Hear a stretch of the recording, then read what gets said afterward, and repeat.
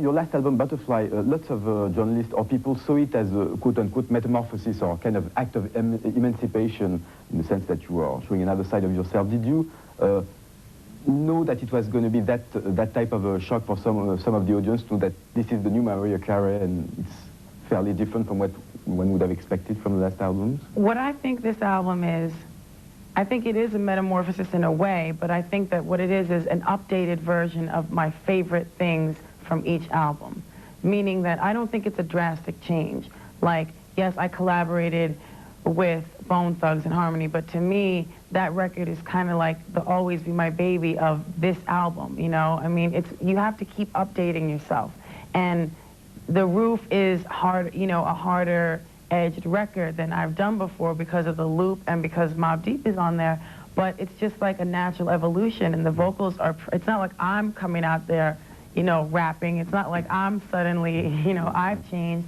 It's still, to me, like a lyrical evolution, and I still have ballads like Butterfly and My All and Whenever You Call. So I didn't do anything radical. I think a lot of people tried to put it in that direction to kind of maybe trick people into thinking, I don't know, that I went crazy or something. But to me, it was a natural evolution from remixes with Jermaine Dupri and Puffy.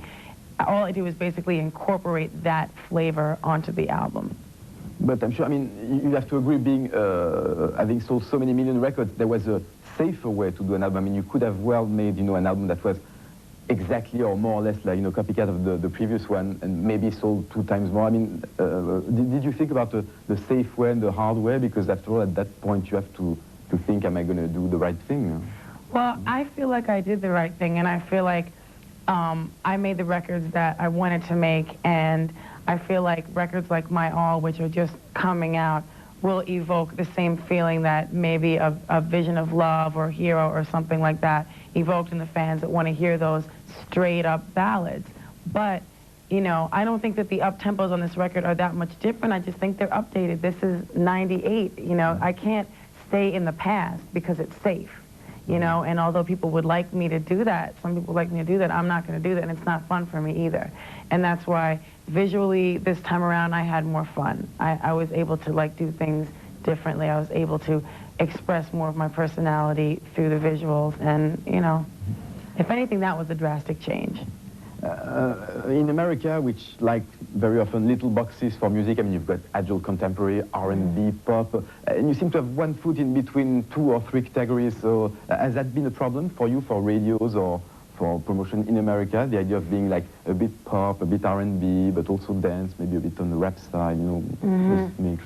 I don't know if I consider it a problem, but I think that I have, I mean, with each album, I've tried to do a well-rounded thing, and sometimes it's really, really bothered me when certain records that I felt strongly about, like Underneath the Stars on the Daydream album, which was I really thought it was a great R&B song, was never released.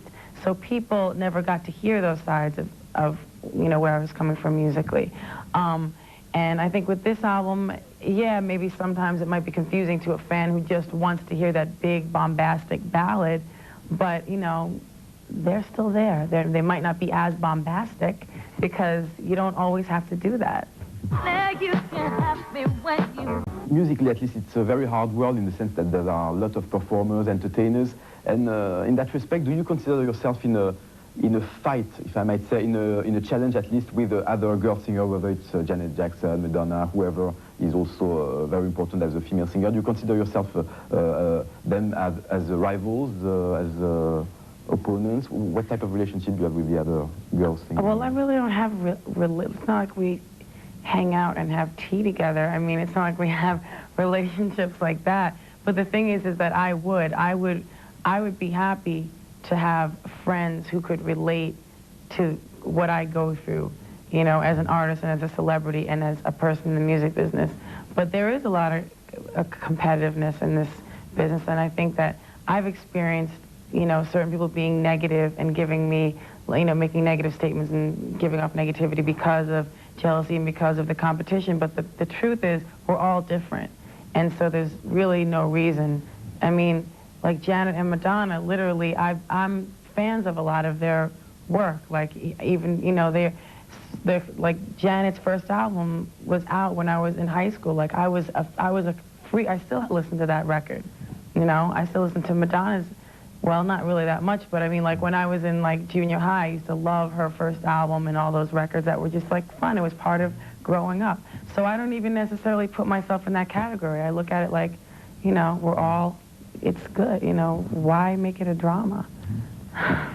We see not only in your music but also in your image a will from you to be in control more and more. And I've heard that you were very much implied also in videos, in shooting and in also editing. Could you tell us how you got involved with that technique? Because after all, I mean, it's not, you know, fascinating, the technical side, spending hours on, you know, shots or images or editing. So why did you want to be in control of that part also?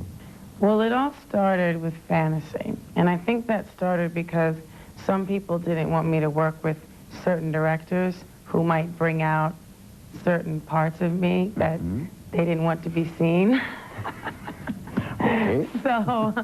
So it was like, why don't you direct the video? So I was like, all right.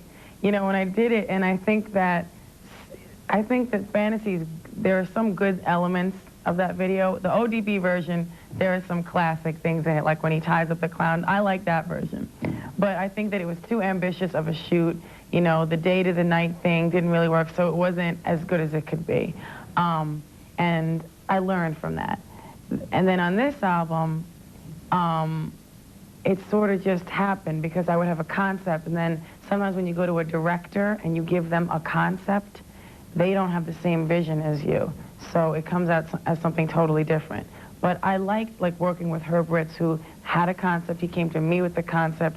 He did everything. He storyboarded it. He did the sets. He edited it, and he gave it to me. I changed like 1 or 2 shots, and that was it. Like, if I could do that all the time, I'd be happy. But I guess as a songwriter, sometimes I get a visual thing in my head, and I can't let go of it. Do you have an idea already now of what the future is going to be like for you? Well, I'm hoping they're going to release a few more singles from this album.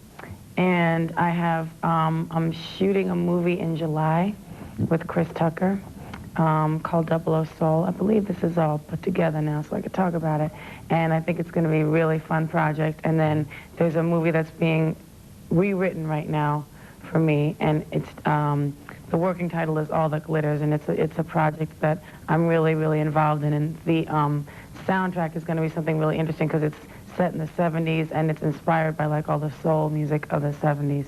Not the disco part necessarily, but more like what was going on in, you know, in soul music, so. That's what I call a real challenge, because even though you've sold millions and millions and millions of albums, you know yourself that being a singer who wants to become an actor, you'll have everybody pointing down on you, haha, now she wants to become an actor, but is she good? Yeah. Are you ready for that type of slack that might come from... There's going to be slack no matter what I do.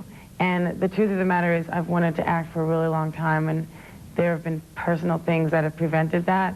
And so now being able to do it, I feel like it's just going to be able to either, like with this project in July, that's more about fun and it's a comedy and it's action. It's going to be, I'm really looking forward to that. The other project is going to be a big emotional release for me. So either way, whatever people say, it's still going to be beneficial to me as a person. And I've been studying for like 1.5 years, and I'm not going into it like some people like, I don't need to study. I'm a big star. Like, that's not my vibe. My vibe is you can always be better at what you do and improve yourself as a person and as an artist, and that's how I'm going into this. So does it mean that you do it now because you know you're ready for it, and it's not like just something that you can afford if you want to? Do you really do it because you think now is the time that you're ready to do it, or? No, I would have done it a couple of years ago, but people were trying to dissuade me at that point. And, you know, at this point, I'm trying to kind of make up for lost time because I really wanted to do it before. I mean, I studied acting as a little girl. It's something that I've always wanted to do. So, yes, I feel I'm ready for it at this point, and maybe it was right for me to wait until now, but whatever. Just the studying itself has helped me as an artist and everything, so. Oui, le soleil brille toujours.